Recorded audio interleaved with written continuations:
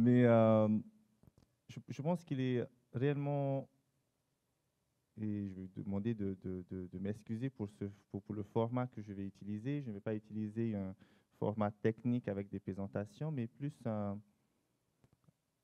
comme les Polynésiens ils aiment le dire, un talanoa, une histoire.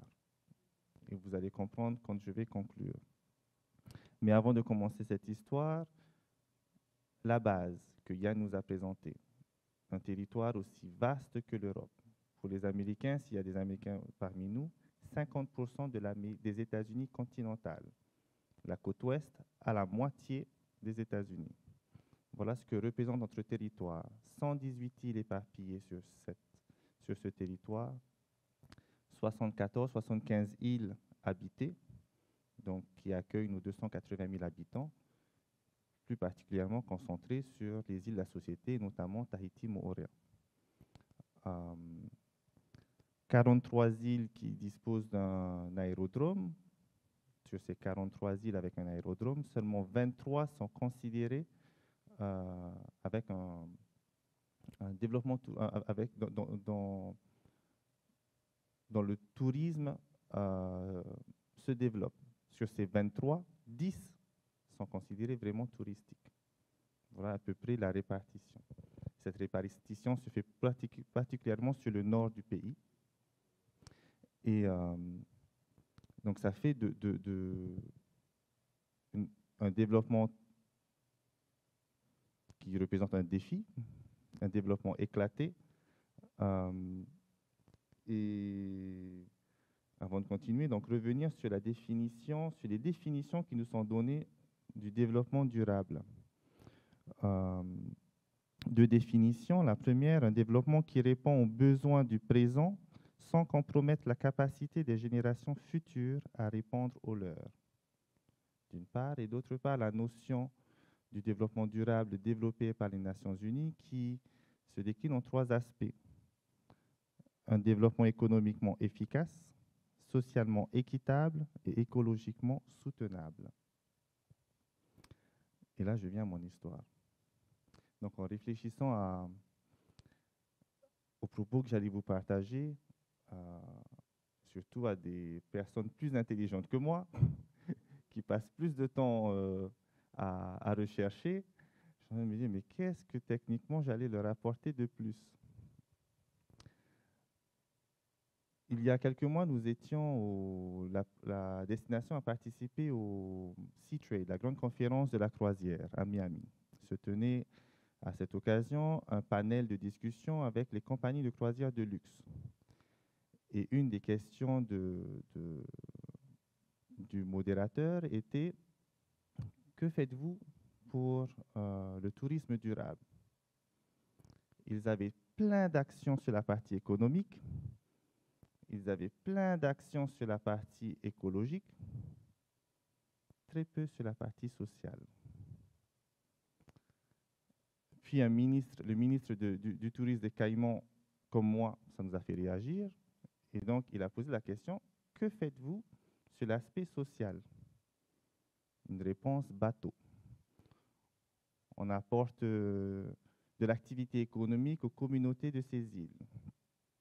Normal. On vient régulièrement et nos touristes dépensent au marché du village. Okay. Et en fait, depuis ce panel, j'ai beaucoup réfléchi, donc c'était en avril, beaucoup réfléchi justement sur cet aspect de développement durable. Et dernièrement, j'ai eu la chance d'accompagner une de nos candidates en tournée dans les îles.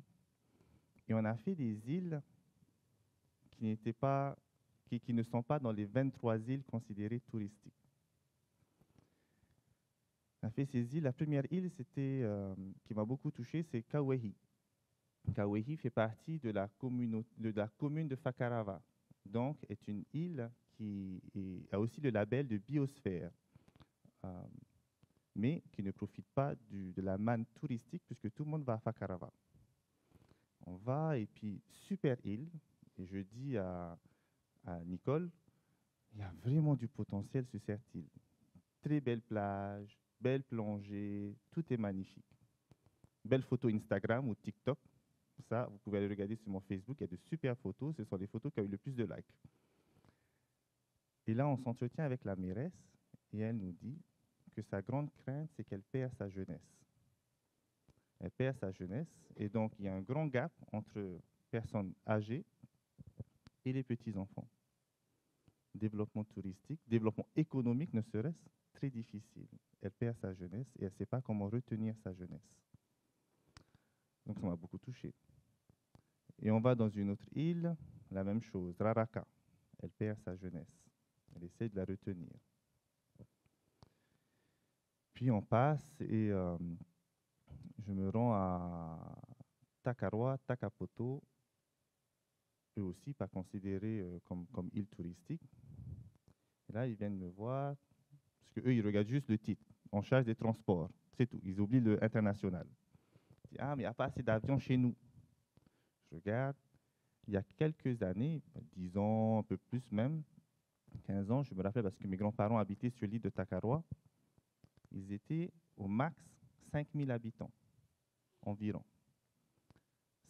Jusqu'à 4 vols par semaine, parce qu'il y avait des échanges entre Tahiti et Takaroa. Pareil pour Takapoto. Maintenant, ils sont juste en dessous de 1000 habitants, un vol par semaine. Eux aussi commencent à perdre leur jeunesse. Et je me dis, mais ils ont tellement de potentiel.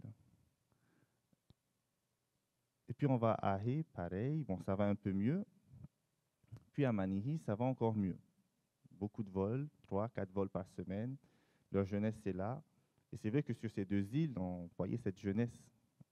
Et avec cette jeunesse, justement, cette envie de développement, qui est différente sur les autres îles où il y a une population un peu plus âgée.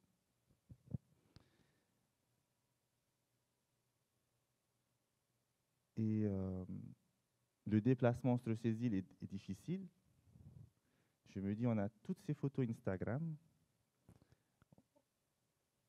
On respecte le tourisme durable parce qu'il n'y a qu'une, deux pensions de famille maximum et encore. Donc, au niveau économique, c'est pas trop ça.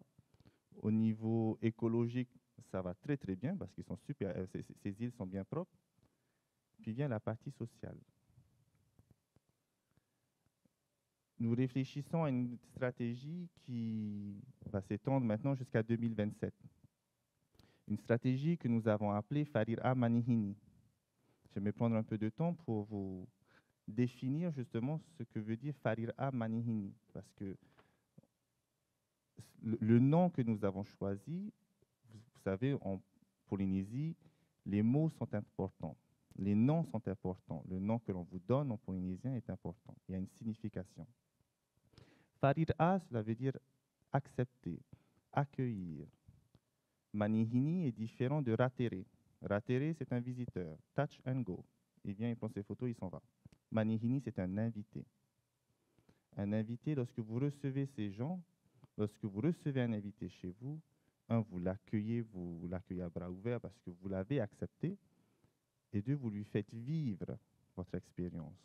Vous l'invitez à manger votre nourriture, vous l'invitez à entrer dans votre, j'allais presque dire, dans votre intimité, puisque cet invité vient dans votre maison, visite des pièces de votre maison, rencontre votre famille. Quand on a des invités chez nous, chez mes parents, à la fin du dîner, il y a toujours une partie où on regarde les albums de famille. Parfois, c'est un peu... on a des photos qu'on aurait voulu éviter, mais c'est le rituel. Et donc, c'est ça, Farir Amanihini. C'est l'acceptation par la population, mais c'est aussi faire vivre une expérience, celle de la population. Et notre souhait est que les axes que nous avons définis, les actions que nous sommes en train de définir avec les acteurs du tourisme, puissent justement permettre, d'une part, cette acceptation, et d'autre part, le développement de cette expérience pour nos visiteurs. Lorsque Tahiti Tourisme a fait une étude On fait passer 2 questionnaires. Le premier à l'arrivée, le second à la fin du séjour de nos touristes. À l'arrivée, ressortez à la question euh, euh, quand vous pensez à Tahiti et ses îles, à quoi pensez-vous? Bungalow sur eau, plage de sable blanc, coucher de soleil, c'était l'idée. À la fin du séjour, même question, quand vous pensez à Tahiti tourisme, à Tahiti et ses îles, à quoi pensez-vous? Et là, la réponse était friendly, l'amour, amical. Donc, quand on nous parle de tourisme, quand j'entends certains dire que nous commençons à avoir un tourisme presque de masse, nous sommes à peine à 1 touriste par habitant. Les îles Cook que nous avons reçues il n'y a pas longtemps sont à 12 touristes par habitant. Ils n'ont que 180 000 touristes pour 15 000 habitants. L'île de Pâques, 20 touristes par habitant. On ne parle pas de tourisme de masse, mais pourtant, l'effet qu'il y a sur leur territoire est beaucoup plus important que le nôtre. On est souvent comparé à Fidji. Fidji est 5 fois plus grand, 5 fois plus d'habitants que nous, donc ils ont 5 fois plus de touristes que nous. En termes de retombées économiques, nous sommes 5 fois plus supérieurs à eux. Encore une fois, c'est 280 000 habitants répartis sur un territoire aussi vaste que l'Europe, sur 23 îles. 280 000 habitants, c'est ce que fait Hawaï en une journée, voire en une semaine. La question que nous nous posons maintenant, c'est comment est-ce que cette manne, comment est-ce que cette, j'allais même dire entre guillemets, cette bénédiction touristique profite aux îles les plus éloignées. Lorsque vous venez ici, vous avez en tête Tahiti, Moorea, Bora. Vous n'avez pas en tête Takaroa, qui paie à ses habitants, Kauai, qui paie à sa jeunesse. Comment est-ce que le tourisme, comment est-ce que cette stratégie va nous aider à pouvoir renverser ce développement social, j'allais dire, qui est pour le moment concentré sur sur Tahiti, Moorea et les îles de la société. Comment est-ce qu'on peut le ramener maintenant dans ces îles éloignées qui, eux aussi, ont besoin de vivre?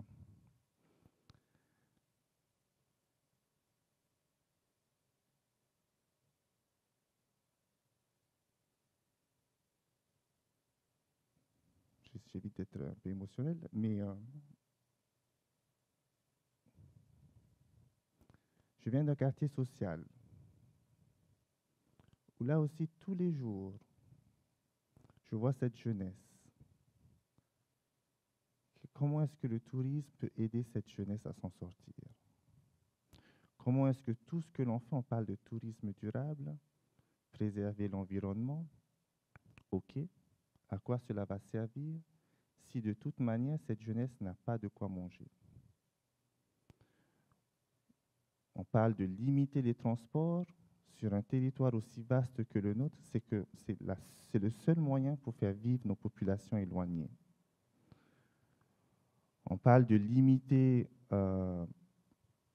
certaines activités sur un territoire aussi vaste que le nôtre. C'est le seul moyen de développer certaines activités. Lorsque je vois sur Facebook des personnes vivant à Tahiti se plaindre que l'on développe la croisière à Uapo, alors qu'ils n'ont pas d'autre activité, c'est une manne économique pour eux. Ici, on n'en a pas besoin. Nos problématiques sont différentes. Le tourisme durable sur lequel vous allez débattre est applicable ici, peut-être pas à Takaroa, peut-être pas à Takapoto, peut-être pas à Kauai. Pour moi, c'est ça le tourisme durable. Et surtout, comme l'a précisé Yann, le tourisme inclusif. Comment est-ce que nous pouvons aider cette population, parce que finalement, c'est la raison pour laquelle on a des problèmes écologiques, environnementaux ici, c'est que tout le monde se rend à Tahiti pour pouvoir travailler. Vous savez que Tahiti, bientôt, n'aura plus assez de ressources pour pouvoir subvenir aux besoins de tout le monde. Alors que toutes nos ressources sont encore là dans les 118 îles, dans les 75 îles habitées, qui commencent à perdre leur population. Et donc j'espère qu'aujourd'hui, mon souhait est de pouvoir apprendre justement de ce qui se fait au Maroc, de ce qui se fait dans les autres îles, dans les autres territoires, pour pouvoir accompagner, nous aussi, cette population à reconquérir son territoire et à le développer de manière durable, à le développer de manière à ce que leur culture est préservée, leur environnement est préservé.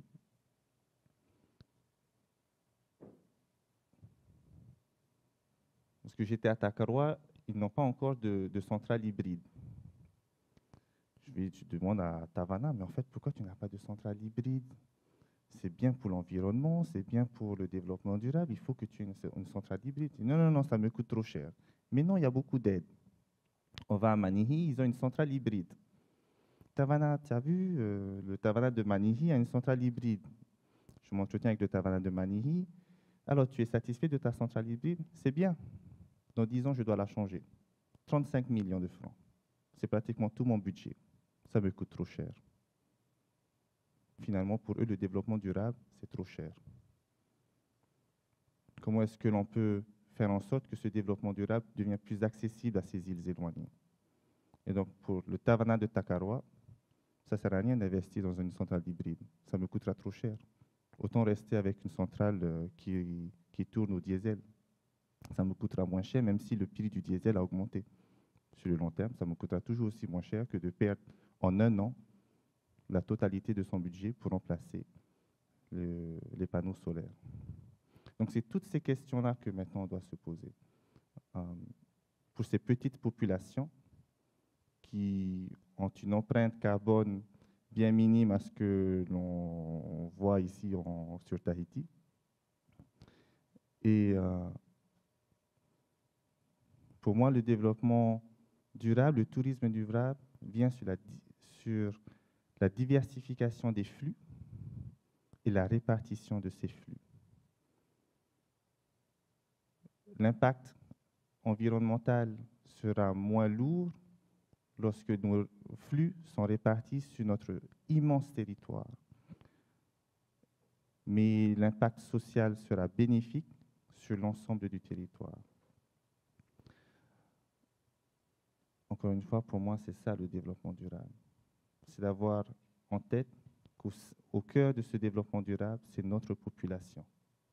Cela ne servira à rien de développer durablement si de toute manière, à court terme, notre population va mourir de faim. Et encore une fois, donc, je suis désolé encore du format, c'est un message que je vous partage du cœur, un message